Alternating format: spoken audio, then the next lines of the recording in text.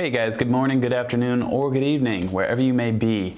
Welcome to today's vlog where I'm going to show you some of the coolest sounding chords you'll ever learn.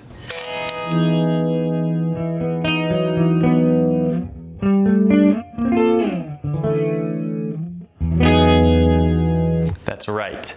We are talking mystical status of chords. Now, there are some chords that everybody knows, right? A G chord, D, C, and those are all well and good, but sometimes you want something a little more magical sounding.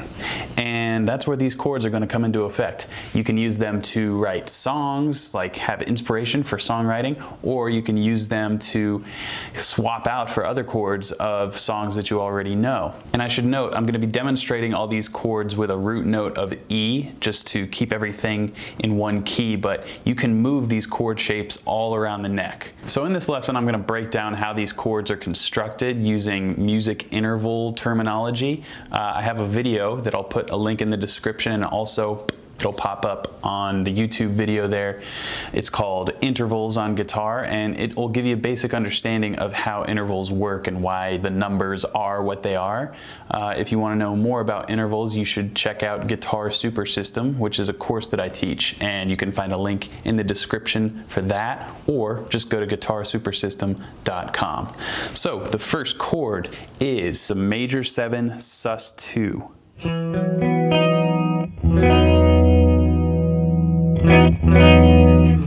So for this chord shape, we have our pinky on, in this case, the 7th fret.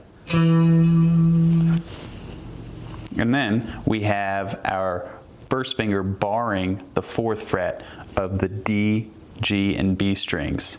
So that produces this sound.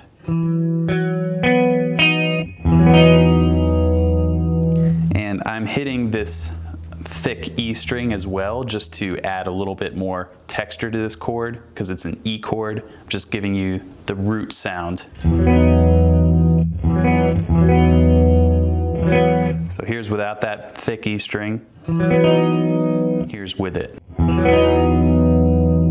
And like I said, you can move these chords around. So here's that major 7 sus2 chord. I'm going to start on E, and then I'm going to take it to a couple different areas of the neck.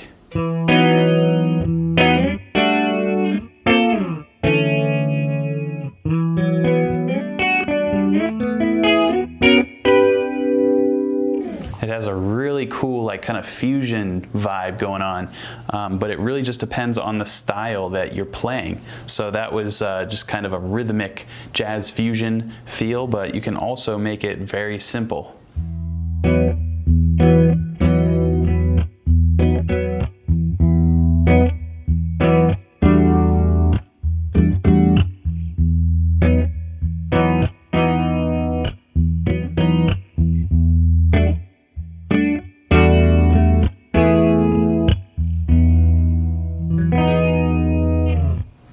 Pretty cool. Next chord we have is a major 9 chord.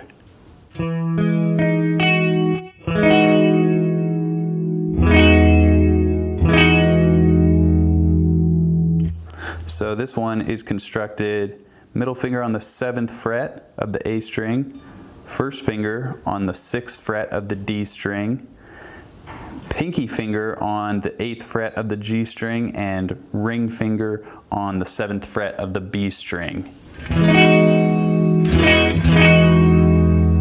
And as with the last chord, we can move this around if we want to.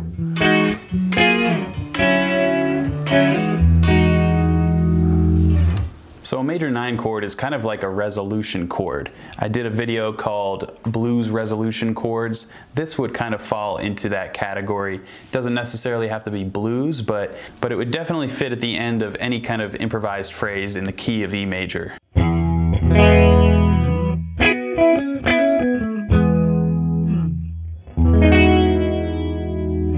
So this last chord I'm going to show you is a suspended 4th chord.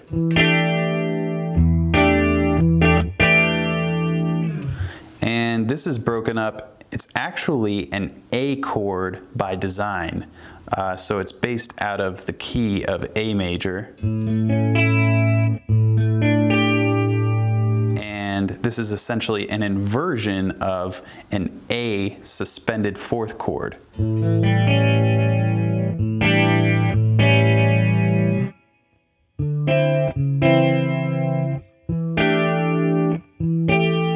So here we are with this chord shape. We have just a bar on the 7th fret, and then we include the middle finger on the 8th fret of the B string. So a sus chord is kind of like a supplement to a dominant chord. So you'll recognize this resolution from a sus4 chord to a dominant chord.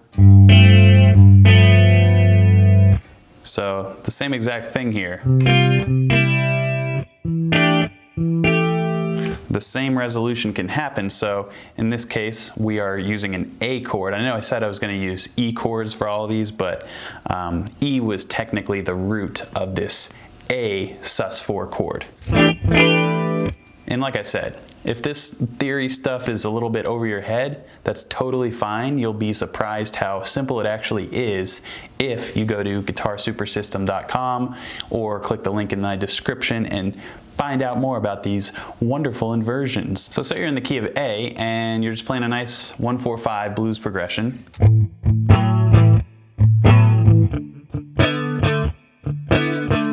Instead of coming to this typical dominant chord here on the 5, you could throw in that A sus4 chord that we showed.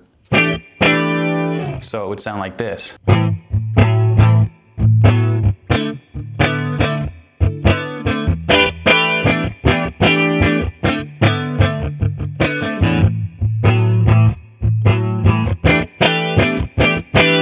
So there's many different ways to apply this chord. That's just one of the examples, but like I said, if you can understand that this is actually an inversion of this chord, you will be able to find other ways to kind of connect the dots across the guitar neck. And if you're interested in learning how to do that, guitarsupersystem.com is where you want to go. So to recap, we learned a major 7 sus2 chord, and you can move that one all over the place. It kind of always sounds good. And then we went with a major 9 chord, which is this. And that works well at as a resolution chord depending on what key you're in. So since this is an E major 9 chord, it'll work well at the end of any major E major phrase.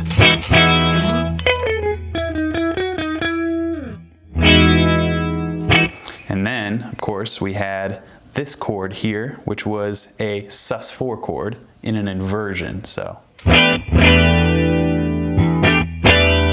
And this one will be great to substitute in a 1-4-5 blues progression, or really any progression that has a turnaround chord. Instead of using that dominant turnaround chord, you substitute it for a sus4.